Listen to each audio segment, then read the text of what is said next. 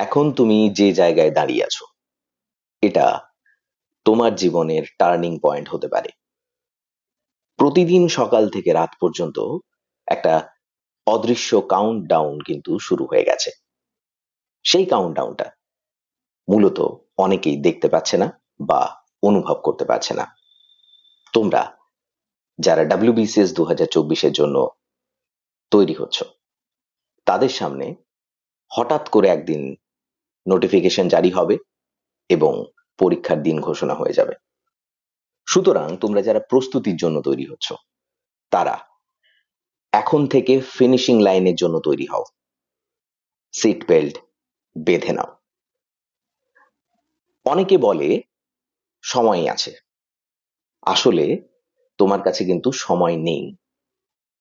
তুমি যতদিন পড়া বন্ধ রেখেছো, যতদিন রুটিন ভেঙেছো, যতদিন মোবাইল হাতে স্ক্রল করেছো, সব দিনের সুদ এখন তোমাকে তুলতে হবে। আর সেটা যদি তুলতে হয়, এখনই তোমাকে নিজের প্রস্তুতিতে রাস্তায় নামতে হবে। ভাবো, প্রশ্নপত্র হাতে নিয়ে যখন প্রথম প্রশ্ন দেখবে, তখন ভেতর থেকে যদি এই আফসোসটা উঠে আসে, এটা আমি দেখেছিলাম কিন্তু আমি ঠিকঠাক পড়ে আসতে পারিনি, সময় পাইনি, তোমাকে এই আফসোস করার জন্য নিজেকে আর কোনো সুযোগ দেওয়া যাবে না। বরঞ্চ তোমাকে বলতে হবে আমি তৈরি হব এবং সামনের পরীক্ষাটা আমি বেটার ওয়েতে দেব। এই যে ঠান্ডা ঘাম ভয়ের একটা থাকে, সময় নেই, হঠাৎ করে পরীক্ষা চলে আসে, আমাদের রাজ্যে এটা নতুন কিছু নয়, বিভিন্ন পরীক্ষার ক্ষেত্রে এটা হয়ে থাকে। যেহেতু ইন্ডিকেটিভ নোটিশ গত বছরের ডিসেম্বর মাসে দেওয়া হয়েছিল 2024-এর প্রিলিমিনারির জন্য, তোমরা তাই কিছুটা হলেও ওয়াকিবহাল এই পরীক্ষাটা যে হবে বলে। কিন্তু হতে পারে দীর্ঘসূত্রিতার কারণে বা অন্যান্য পরীক্ষাগুলোর কারণে তোমরা হয়তো পুরোপুরি ফোকাসড ওয়েতে নামোনি। তাই এবার থেকে কিন্তু শুরু করতে হবে, কারণ পরিস্থিতি যেদিকে যাচ্ছে যে কোনো দিন পরীক্ষা ঘোষণা হবে। আজকে যদি তুমি নতুন লক্ষ্য ঘোষণা করো, প্রতিদিনের অগ্রগতিকে ট্র্যাক করো, দিনের প্রথম ঘন্টাটা সবচেয়ে কঠিন হয় এবং সেটাকেই যদি তুমি নিয়মিত পদ্ধতিতে অনুসরণ করতে থাকো রুটিন অনুসারে, তাহলে তোমাকে কিন্তু কেউ আটকাতে পারবে না। এবং এই সময়ের জন্য হয়তো তুমি ভাবছো যে অনেকটা দিন তো মাঝে চলে গেছে, এরপর আমাকে শুরু করতে হবে নতুন করে। তাহলে আমরা কি করব, কিভাবে শুরু করব? আসলে স্টার্ট করতে অসুবিধা হয় না মানুষের। মানুষের প্রধান সমস্যাটা হয় রিস্টার্ট করতে। কারণ রিস্টার্ট করতে গেলেই তার পূর্ববর্তী যত অভিজ্ঞতা, মূলত খারাপ অভিজ্ঞতাগুলো তাকে হন্ট করে, তাকে তাড়া করে নিয়ে বেড়ায়। আজকে সহপাঠীতে আমরা আলোচনা করব WBCS 2024, এতে তুমি কিভাবে প্রস্তুতি রিস্টার্ট করবে, তুমি কিভাবে সহনশীল থাকবে, আত্মবিশ্বাস বজায় রাখবে, আর প্রতিদিন অল্প অল্প করে অন্তত 1% ডেভেলপমেন্টের মাধ্যমে নিজের লক্ষ্যে পরীক্ষার জন্য পূর্ণ প্রস্তুতি নিতে পারবে। আজ থেকে তুমি পড়া শুরু করছো মানে তুমি শুধু নিজের স্বপ্নের চাকরির দিকে এগোচ্ছ না, তুমি নিজের ভেতরের আলস্য, ভয় আর অজুহাতকে হারাচ্ছ। আর যারা এই যুদ্ধে জিততে পারে তাদের নাম কিন্তু ফাইনাল মেরিট লিস্টে স্বর্ণের অক্ষরে সোজা করে লেখা থাকে। তাই চলো সহপাঠীর সঙ্গে শুরু করা যাক। WBCS 2024-এ রিস্টার্ট করার জন্য যে প্রিপারেশন তোমরা শুরু করেছিলে সেটাকে পুনরায় শুরু করার জন্য প্রথম যে বিষয়টা তোমরা লক্ষ্য রাখো সেটা হচ্ছে নতুন লক্ষ্যকে নিজের টার্গেট বানাও।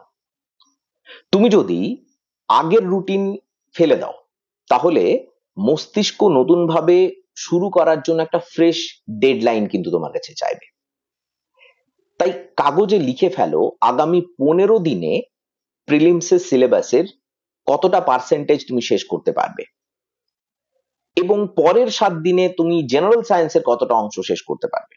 তার পরের সপ্তাহে তুমি যেটা অন্যান্য সাবজেক্ট আছে সেখান থেকে তুমি কতটা অংশ শেষ করতে পারবে। এতে করে তুমি তোমাকে একটা টার্গেট দেবে। তুমি প্রথমে টার্গেট দেবে যেন ছোট ছোট ভাবে তুমি এই চ্যালেঞ্জগুলোকে মস্তিষ্ককে মোটিভেট করে নিজের জন্য চ্যালেঞ্জ নিতে পারো এবং সেগুলোকে তুমি ফুলফিল করতে পারো। যত দ্রুত তুমি এটা করবে তোমার মধ্যে প্রাথমিকভাবে WBCS 2024-এর জন্য একটা মানসিকতা তৈরি হবে, যে মানসিকতা তোমাকে এতদিন কনসলিডেট করতে দেয়নি পড়াশোনাটার দিকে, যেটার অভাব তোমাকে কনসলিডেট করতে দেয়নি, এইটা তোমাকে কিন্তু তখন তৈরি হয়ে যাবে এবং তুমি রিস্টার্ট করতে সুবিধে পাবে অনেকটা। দ্বিতীয় যে পয়েন্টটা তোমরা অনুসরণ করতে পারো এবং অনুসরণ করা উচিত, সেটা হচ্ছে স্টাডি ট্র্যাকিং চার্ট বানানো। দেখো, প্রতিদিন কত ঘন্টা পড়লে, কোন বিষয় পড়লে, কত MCQ সলভ করলে, এই সব কিছু কিন্তু ট্র্যাক করা বড্ড বেশি জরুরি। এটার একটা তোমাকে চার্ট বানাতে হবে। এটা তোমার ঘরের দেওয়ালে কোথাও লাগিয়ে রাখো বা স্টাডি টেবিলের সামনে সেটাকে রেখে দাও। প্রতিদিন মার্ক দিলে যে তুমি নিজের উন্নতি যখন তুমি করছো, তখন তুমি সেটাকে নিজের চোখে দেখতে পারবে যে কতটা তুমি এগোলে। আর এই ফাঁকা দিনগুলো, যেগুলো যে বক্সগুলোতে তোমার টিকগুলো হলো না, তোমাকে তোমার শূন্যতা কমিয়ে আনার চাপটা কমাবে। সাধারণত আমরা যেটা করি, যে মাসের 30টা দিন যদি 30টা বক্স হয়, সেখানে যদি আমি 12 দিন বা 14 দিন পড়াশোনা করি, তার মানে বাকি সমস্ত দিন আমার কাছে ফাঁকা থেকে যাচ্ছে, শূন্যতার দিন এগুলো। এবং এইটা আমার কাছে একটা পরোক্ষভাবে প্রেসার তৈরি করতে পারে।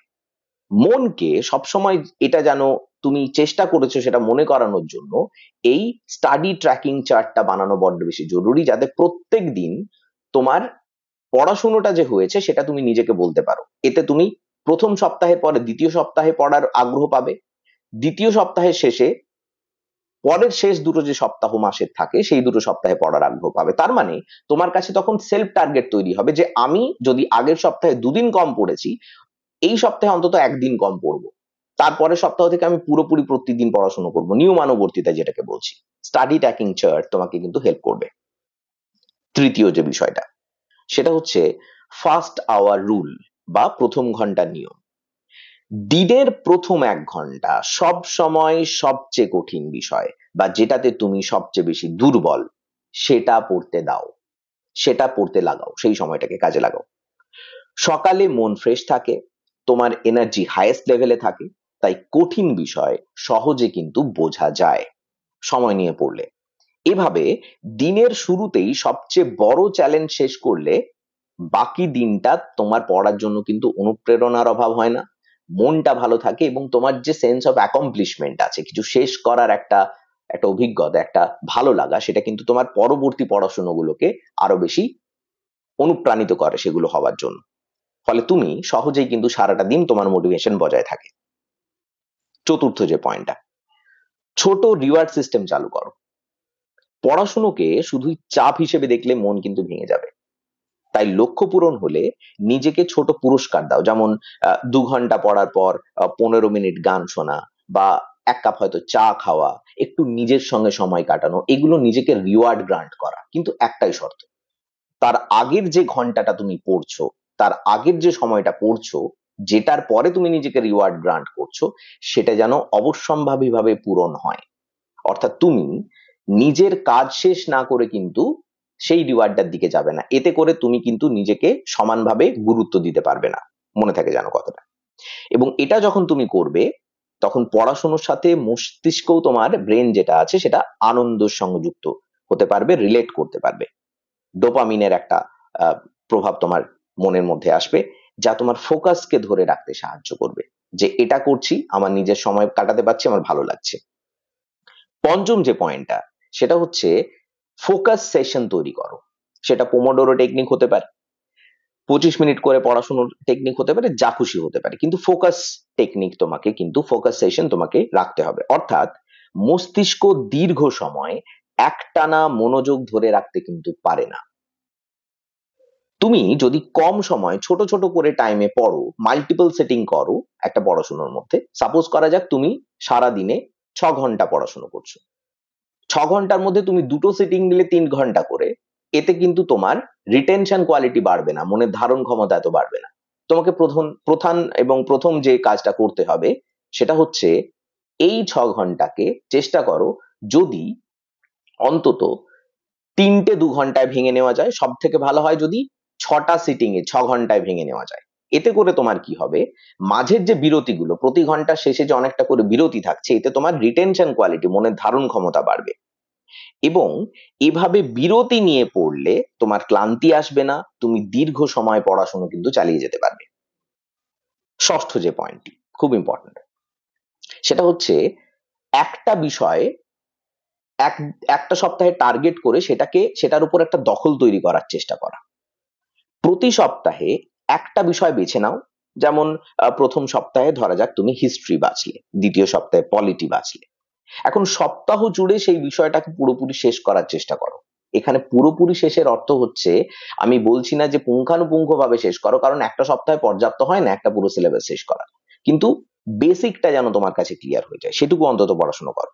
এতে করে সপ্তাহ জুড়ে সেই বিষয়টাকে পুরোপুরি শেষ করার পর তোমার টপিক কভারেজ চলে আসবে, তোমার নোটের বেসিক যে জায়গাগুলো আছে তোমার নোটসে সেগুলো তোমার তৈরি হয়ে যাবে, এমসিকিউ নিয়ে বেসিকটা যেগুলো পিওয়াইকিউ বা ইত্যাদি সেগুলো তৈরি হয়ে যাবে, এবং তুমি অন্তত সপ্তাহে একটা দিন পাবে সেটার রিভিশন দিতে। এবং সবই একসাথে হওয়ার ফলে তোমার মনে একটা দুশ্চিন্তা মুক্ত হবে যে এই জায়গাটাতে এই সাবজেক্টটার পড়াশোনা আমার অন্তত করা হয়ে গেছে, সুতরাং এতটা চিন্তা করারও নয়। এভাবে এক এক সপ্তাহে এক একটা বিষয়কে লক করে নিলে তোমার কাছে কিন্তু সমস্ত সিলেবাসটা একটু তাড়াতাড়ি কভার করা সহজ হবে। এটা কিন্তু তোমার মনে ভীষণ রকম বুস্ট দেবে, মোরাল বুস্ট দেবে। সপ্তম যে পয়েন্টটি সেটি হচ্ছে স্টাডি বাডি তৈরি করা। দেখো, একজন সিরিয়াস প্রস্তুতিমূলক বন্ধুর সাথে পড়াশোনায় পার্টনারশিপ করাটা ভীষণ কিন্তু লাভদায়ক হতে পারে। তোমার প্রতিদিন আহ যে পড়াশোনাটা তুমি করছো, তোমার বন্ধু যেটা করছে, এবং একে অপরকে যখন সেই প্রশ্ন উত্তরের মাধ্যমে চ্যালেঞ্জ করবে, সেখানে এই টার্গেটটা যদি রাখো যে আমরা যেটা পারলাম না সেটা আমরা প্রথমত একে অপরকে বুঝিয়ে দেব, এবং দ্বিতীয়ত আমাদের কাছে যেটা কঠিন প্রশ্নের উত্তর সেটাও একে অপরকে জানিয়ে দেব। এতে খানিকক্ষণ আগে আমরা যেটা বললাম যে প্রতি সপ্তাহে একটা করে সাবজেক্ট টার্গেট করো, সেইটার এখানে ইমপ্লিমেন্টেশন তুমি করতে পারবে। সেখানে তোমার এই বন্ধু যে আছে, যে সমমনস্ক সমপ্রস্তুতি নিচ্ছে একই রকম ভাবে তোমার সঙ্গেই প্রতিযোগিতামূলক পরীক্ষা, বিশেষ করে ডাব্লিউবিসিএস এর জন্য, সে তখন কিন্তু তোমার ভীষণ রকম একজন উপকারী সহায়ক হিসেবে উঠে আসবে। অনেক সময় এটাকে আমরা গ্রুপ স্টাডিও বলতে পারি, কিন্তু একটাই কথা এখানে বলার, মনে রাখার, অনেক সময় গ্রুপ স্টাডিতে গল্প হয়ে যায়, আড্ডা হয়ে যায়, সেটা কিন্তু তোমার এই সময়ে তুমি অ্যাফোর্ড করতে পারো না। তুমি অ্যাবসলিউট সিরিয়াস টার্মসে, যে তোমার বন্ধু যে সত্যিকারই ডাব্লিউবিসিএস টা নিয়ে ভাবছে এবং যে এই বিষয়ে সিরিয়াস, তাকেই শুধুমাত্র এর মধ্যে আনতে পারো, অন্যথা তুমি নিজেই প্রিপারেশন নাও, অসুবিধে নেই। অষ্টম পয়েন্টটা হচ্ছে টাইমড মক মিনি টেস্ট দাও।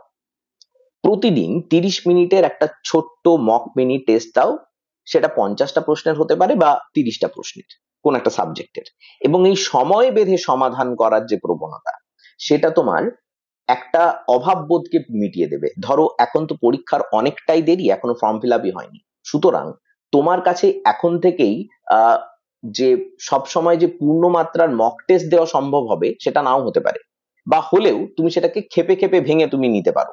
সেই ক্ষেত্রে তোমার যেটা সুবিধা হবে, একই সঙ্গে তোমার মক টেস্টেরও প্রিপারেশন কিন্তু চলতে থাকবে। এইটা তুমি যখন করবে, তোমার সমাধানের গতি বাড়বে, প্রশ্নের উত্তর করার সমাধানের গতি বাড়বে, এবং টাইম ম্যানেজমেন্টের উপর তোমার কিন্তু দক্ষতা ওভারঅল বাড়বে, যেটা ডাব্লিউবিসিএস এর ভীষণ গুরুত্বপূর্ণ। 9 নম্বর পয়েন্ট, রাত্রে ঘুমোতে যাওয়ার আগে 15 মিনিটের রিভিউ করো।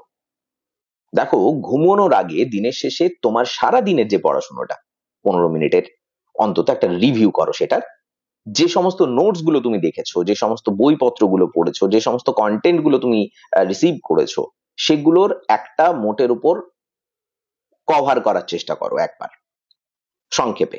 এতে করে ঘুমের সময় তোমার মস্তিষ্ক স্মৃতি প্রসেস করবে, যেটা তোমার মনের মধ্যে রিটেনশন কোয়ালিটি কিন্তু ঘুমের মধ্যে কিন্তু বাড়বে। তুমি কিন্তু পরের দিনে আরো ভালো রিটেন করতে পারবে রাত্রে শুতে যাওয়ার আগে, ঘুমোতে যাওয়ার আগে যখন তুমি এই রিভিউটা করে শোবে। সবশেষে 10 নম্বর পয়েন্ট, প্রতিদিন 0 দিন এড়িয়ে যেতে হবে। 0 দিন মানে যেদিনই হোক অন্তত 1 ঘন্টা পড়া চাই। অর্থাৎ কোনোদিন আমার এই প্রিপারেশন থাকবে না যেদিন আমি 1 ঘন্টাও পড়িনি, অন্তত মিনিমাম 1 ঘন্টা পড়বো। এটা আমাদের চেইন অফ প্রিপারেশনটাকে ক্যারি ফরওয়ার্ড করবে। অর্থাৎ সেই যে তুমি একটা দিনও বাদ দিলে না, সেটা কিন্তু তোমার ওই চেইনটাকে, শৃঙ্খলাটাকে বজায় রাখতে সাহায্য করবে। এবং এখানে কিন্তু কোনো অজুহাত দেওয়া যাবে না। ধারাবাহিকতা তৈরি করতে চাইলে শূন্য দিনের সংখ্যা শূন্য রাখতে হবে, অর্থাৎ এমন একটা দিনও রাখা যাবে না যেদিন তোমার প্রিপারেশন কিন্তু একদিনও প্রিপারেশন নাওনি, সেরকম যাতে আর না হয়। সবশেষে বলি যে শোনো, আগামী 4 মাস থেকে 5 মাস, আমরা জানি না কবে WBCS প্রিলিমস, স্টিল আমরা ধরে নিচ্ছি ডিসেম্বরের মধ্যে যদি পরীক্ষা হয়ে যায়, তাহলে 4 মাসের মতো যদি সময় ধরি, 4-5 মাস, তোমার এটা শুধু পড়াশুনো করার সময় নয়, এটা তোমার জীবনটাকে বদলে দিতে পারে সেই সুযোগ। তুমি আজকে যেটা শুরু করলে, কাল তুমি যেন, আগামীকালের কথা বলছি, সেটা যেন আজকের থেকে ভালো হয়। প্রতিদিন সেই 1% উন্নতি করার তাগিদটাই তোমার 4 মাস পরে তোমাকে একটা কিন্তু অন্য জায়গায় নিয়ে যাবে, যেখানে পৌঁছানোর স্বপ্ন হাজার হাজার ছেলে মেয়েরা দেখে। তোমাদের প্রিপারেশন অনুসারে তোমরা এটা জানো যে যদি তুমি এটা ঠিক করো যে আমি এরপর থেকে আর একটা দিনও এরকম যাবে না যে আমি 1 ঘন্টা প্রিপারেশন নিইনি কোনোদিন, এবং তুমি তোমার প্রতিদিনের ঘাম, প্রতিদিনের চেষ্টা, প্রতিদিনের ছোট ছোট এই জয়গুলো মিলিয়ে তোমার সাফল্য কিন্তু নিশ্চিত করবে। মনে রেখো, WBCS 2024 তোমাকে শুধু চাকরি দেবে না, এটা প্রমাণ করে দেবে যে তুমি যেটা চাও সেটা অর্জন করার ক্ষমতা তোমার আছে। যারা তোমাকে সন্দেহ করে তাদের উত্তরও এইভাবে দিয়ে দেওয়া যাবে। আর সেই ক্ষমতা তোমার হাতেই আছে, এখনো আছে, এই মুহূর্তেই আছে। তাই সিট বেল্ট বেঁধে নাও, কারণ এখন থেকে তোমার প্রতিটা দিন তোমার স্বপ্নের দিকে ছুটে যাওয়ার দিন। সহপাঠী তোমার সঙ্গে আছে। পরের ভিডিও নিয়ে আবার আসছি, ততক্ষণ পর্যন্ত লেগে থাকো, জেদে থাকো।